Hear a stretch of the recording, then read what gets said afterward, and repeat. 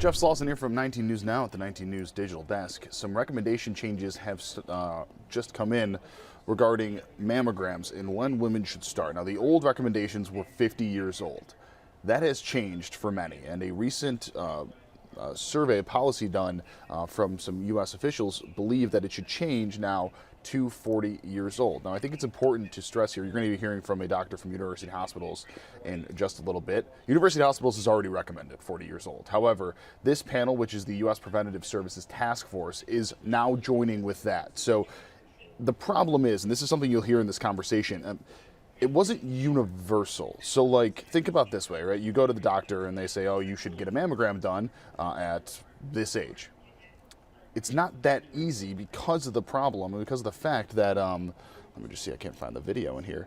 There we go, it's dropping it now. The problem is, you know, they would say, oh, well, my doctor said I don't need to get one until I'm 50.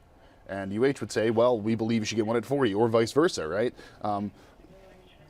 It's difficult when you don't have necessarily a straightforward path, a straightforward thought process, and a bunch of different organizations agreeing on this. So we spoke with University Hospitals earlier today about this and why they have pushed for the 40 and why they are glad that more organizations are following suit. To kind of start off here, the recent announcement coming, there was a health panel that suggested that starting at 40, not 50, would be the beginning of when the suggestion is for to start mammograms here. Your reaction to that, and I guess why you feel like that is kind of where we are headed.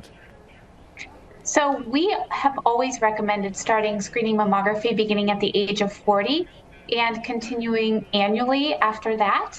That is the recommendation through the American College of Radiology and the Society of Breast Imaging.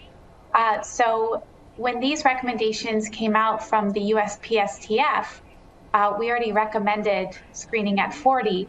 They are still recommending biennial screening, so screening every other year. We recommend screening every year. How difficult can it be when certain organizations kind of differ on when the suggestion is? You were saying that you all have suggested 40. I mean, how big of a difference can those 10 years actually end up being?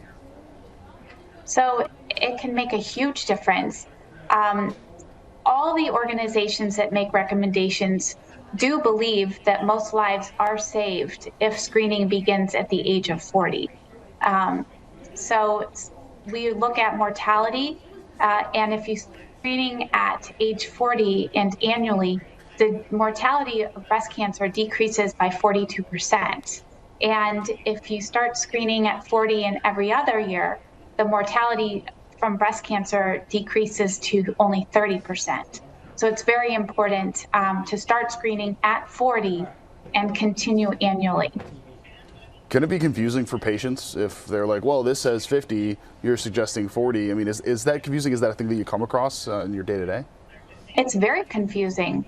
It's confusing for physicians making the recommendations to their patients. It's confusing for the patients. Yes, I mean, with the new recommendations from the USPSTF, they are heading in the right direction. So that is good news, but there are differing recommendations annually versus every other year. So yes, it is very confusing. You've said that you all have recommended this in the past here. What does it take kind of to change that recommendation? I mean, is it an influx of new data? Is it a bunch of studying? I mean, what does it lead to a larger group like the one that just did to lower that age from 50 to 40? So they cite that they have additional research that they've been looking at, but all the research that we've looked at points to 40 for the average risk woman. When you consider this, and obviously now more and more coming in line with what you all have been doing here, what do you want people to know? What would you like young women to know as they do start to approach that age? Now, you've said it's been 40, but with more coming in line with that, what do you want them to know about kind of the process with this and the reason for it being 40 and starting at 40? Well, to take a step back, also, there has been a new recommendation that every woman needs a risk assessment at age 25, because 40 is a recommendation for the average risk woman.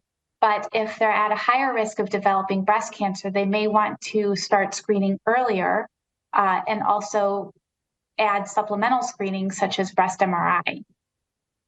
That can be scary. I mean, 25, that's pretty scary for some people. Yes, it's important though to know if you are in the high risk group. And is that something that they would speak with someone like you about to figure out if they are in that? Is that from family history, or is it kind of a combination of all those? So Black women are at an increased risk, as well as Ashkenazi Jewish women, patients with a family history of breast cancer, strong family history. So we have high-risk breast clinics at university hospitals. Patients can talk to their primary care provider and get a risk assessment and know when it's right for them to start screening.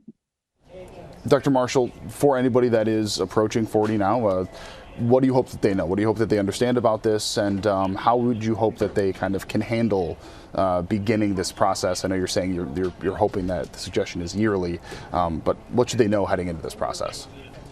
So definitely that we recommend screening at 40 and every year, and that most lives are saved starting at 40 and continuing annually. And the whole goal of screening mammography is to detect breast cancer early.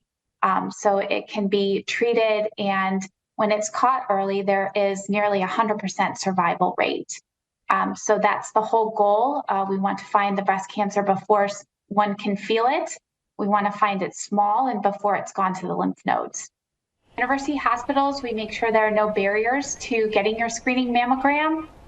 We make sure that there's not a long wait time. You can get in the next day for your screening mammogram. We have multiple locations. And again, we're watching that to make sure that there are no barriers. So, and the actual mammogram does not take a long time. It's around 5 minutes. And the results should be soon after that. And again, we are really making sure that there are no barriers to having you get your screening mammogram. We have all this information available on our website at cleveland19.com, in addition to the fact that we will have the breakdown of this on 19 News at 10 and 11. For now, I'm Jeff Slauson with 19 News. Have a great night. Much more to come in about an hour and a half over on CBS and, of course, on the CW. 19 News, now streaming.